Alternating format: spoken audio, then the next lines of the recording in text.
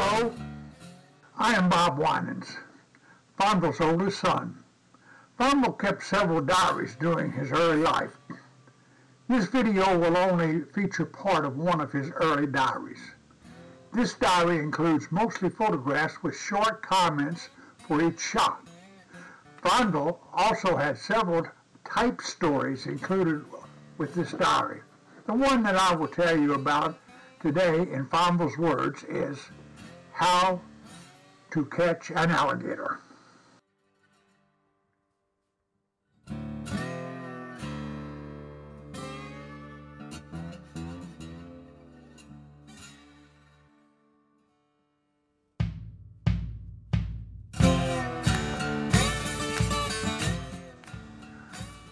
All the marsh and swamplands that fringe the Gulf of Mexico on the north is a breeding place of the alligator.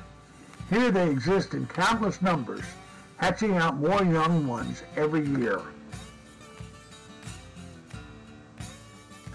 To the casual explorer, a sight of the elusive amphibian is rarely accorded. During the winter months, he burrows himself deep in his hole, but summer brings him out of hibernation in search of food.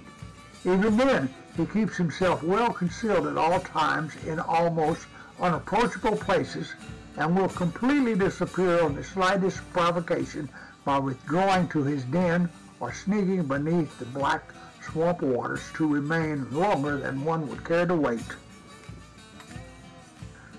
The method used by our Cajun companions to capture the wily gator is employed at night. It is called shining. Shining gators is exciting sport as well as a means of livelihood to those who wrest existence from the somber swamp.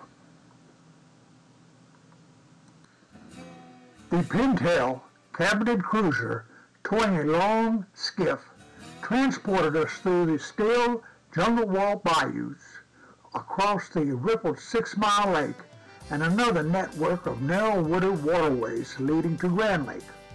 Night had fallen, but the spotlight picked out the old pull boat canal which leads east from Grand Lake to meet Little Bayou DeLong in the forested swamp.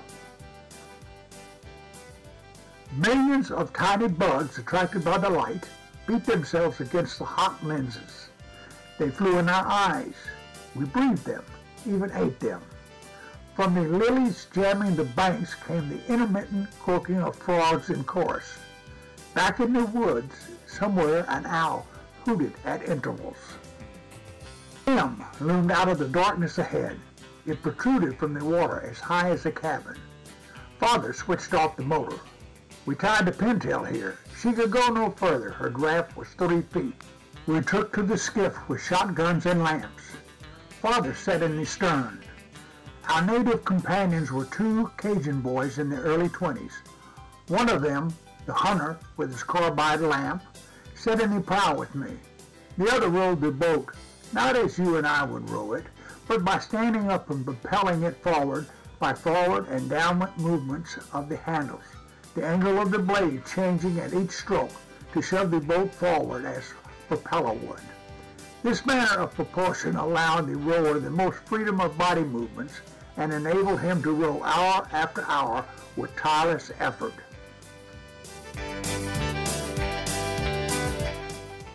The boy at my side played the shaft of light from bank to bank as we progressed in the midstream. The black walls of the overhanging tangled foliage revealed nothing. They seemed even shrouded in unfathomable mystery. Giant cypress, eerily draped with long flowing stalactites of parasitic moss, reared their silhouetted flat tops far above the rank growth of the jungle.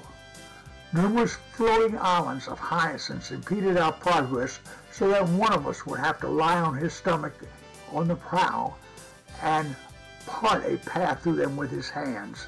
Some channels were so thickly choked that navigation of any sort was impossible. My eyes followed the shifting beam of light wherever it went, straining nervously for the blazing eyes of the alligator. Back and forth. Back and forth. My neck felt like a rubber band. Bayous intertwined, crossing and branching, so that I soon became totally lost. Father was equally bewildered. The Cajuns chuckled. They were at home. We made no noise except breathing.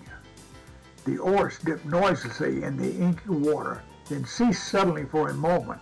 An alligator had been sighted. The headlight bearer pointed out the two fiery orbs 100 yards ahead, below the bank in the black shadows of a jumble of palmettos. The skiff glided forward, seemingly drawn by the magnetic glare of the eyes. My breath came jerkily, but was well subdued.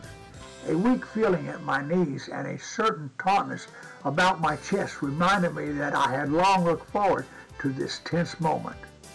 My partner now crawled forward to the prow, slowly, carefully, and training the light steadily on those burning eyes, prepared to grab it by the neck. The space between the eyes plainly told the size of the gator. The formula is simple. This particular pair of eyes were 1.5 inches separated. Double this and you have the word 3. Add the word feet to this result and you will have the gator's approximate length, 3 feet. Of course, the alligator won't put up with any such nonsense as measuring between his eyes, so the hunter learns to judge inches approximately, thereby eliminating the possibility of grabbing one by the neck, which should really be shot. We were close enough now to see the details of the armored head of the reptile and the rank vegetation surrounding it. It lay quite still, staring doubtfully at the blinding light. But as the hunter reached forward, the beam of light fell upon his hand and the red eye disappeared. Not for long, though, for the carbide lamp again picked the eyes out of the lurid bayou. They were in mid-channel, moving away parallel to the bank. This time the weary hunter did not fail. He had both hands locked about the reptile's horny neck, and although it was not a large one, it succeeded in lashing the water to foam with its sinuous tail. By the time we got it aboard, we were soaked for our pains. We tied the gator with a rope in the bottom of the skiff. In its fury it was, snapping those terrible jaws and emitting a series of grunts, not unlike those of a dog whining for a canine delicacy. In its frantic efforts to escape, it rolled over and over, twisting the rope to straining knots. It was twisted almost beyond endurance, and it seemed that our captive would commit suicide by choking himself. We relieved the strain every now and then by untying the leash and untwisting it when it got too knotted. For several days the gators could not reconcile itself to the monotony of a galvanized wash tub, but now it basked in a luxurious mud puddle far from its native haunts in my backyard. There are 2 smaller gators for company in the same puddle. As partial atonement for their losses, I toss them a nice steak now and then, which they tear asunder and enjoy to the fullest.